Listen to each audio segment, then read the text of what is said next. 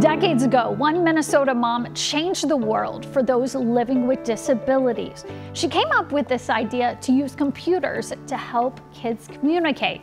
Well, now, every year, people from all around the world visit downtown Minneapolis for a conference where that technology takes center stage. I got the chance to see this year's event and see how a mom's small town idea has grown into so much more. It's a technological wonder. People from around the world showing off their stuff in Minneapolis, like this Braille translation company from South Korea and this software from the Netherlands that helps people who are non-speaking speak. Hi, pleased to meet you. I mean, this all started in a small town in Minnesota. That's right. And here we are. Yeah. Megan's mom and dad from Henderson got frustrated 50 years ago as her brother, who is deaf, explains. No one knew what to do. They had no special education, they had no help. They didn't know what to do with me. They really saw computers as assistive technology, which wasn't even a term then, and they really went to work to share that with other people. So they started Closing the Gap. It's an annual conference that's now 40 years old. They're showing how tech can bring freedom, like a cochlear implant did for Mark. Like, what is that sound? My son cried. It sounded beautiful, and I just broke down and cried. Jordan knows the feeling. She is non-speaking, has always had a voice, but now has words. I started communicating on my iPad at the age of 18, first through pictures and then by typing. It gave me tons of freedom, not only in myself, but also in the ability for others to see me as a dynamic person. I was able to graduate high school, attend college, earn my master's, and now contribute to my community in big ways. They deserve a voice in this world. Right? That's exactly what it is. They need to know there's tools out there.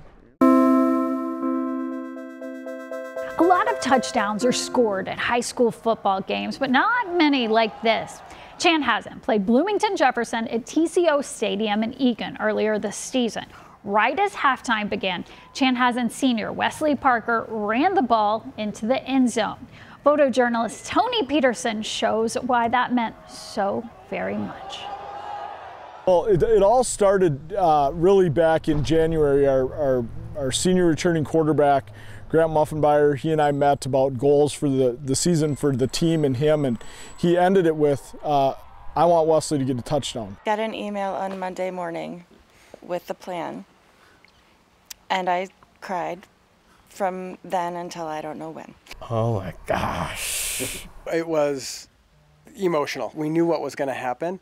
But to see the reaction of our team and the other team of the fans, I still don't have the words to describe the emotions that went with that.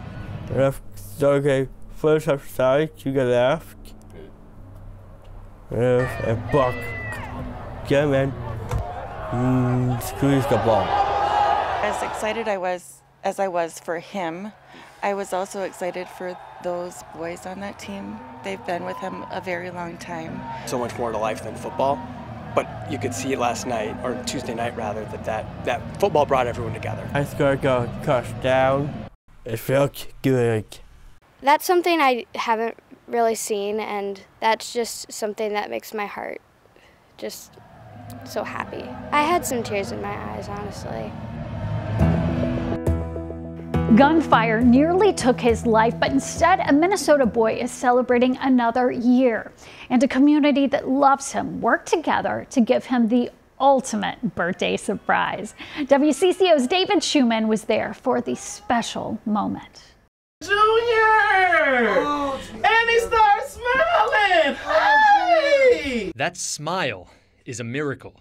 From how far Ladavionne Garrett Jr.'s come, shot in North Minneapolis while riding in the backseat of a car, then 6 months in a hospital, and now turning 12 at home in Hopkins with his family by his side. For this to be a celebration, man, I just can't even find the words to even say how I feel right now. Sherry Jennings, Ladavionne's grandmother, was amazed, grateful, because of how a woodworker from the north side and a team of local contractors transformed Ladavionne's bedroom. I just want to help the family feel a little better because, you know, hey, they still haven't found the shooter and stuff yet. Golden State Warriors and Steph Curry everywhere, Ladavionne's favorite basketball player. And honestly, what's cooler than this Nintendo Switch TV that lowers into the bed? I appreciate y'all. I thank y'all. Y'all have did amazing for my grandson. Tyrone Reno, the man who led this birthday surprise, says Ladavionne had his childhood stolen. He's managed to give a small piece of it back. A lot of people have like given up hope on North Minneapolis, but like, I don't know, I still think it's so. It's like we got a lot of talent. That's why I kind of wanted to get like everybody in North Minneapolis to like try to come together for Ladavionne. Junior's in 6th grade now, doing physical therapy and making sounds too, a great sign that he'll eventually talk again. And Sherry says to the shooter, I'm not gonna never give up hope till we got the monster that did this. I'm not gonna never stop. In Hopkins, David Schumann, WCCO 4 News. When we come back, a baseball giant visits a very small Minnesota town, remembering the big moment that put Sleepy Eye on the map.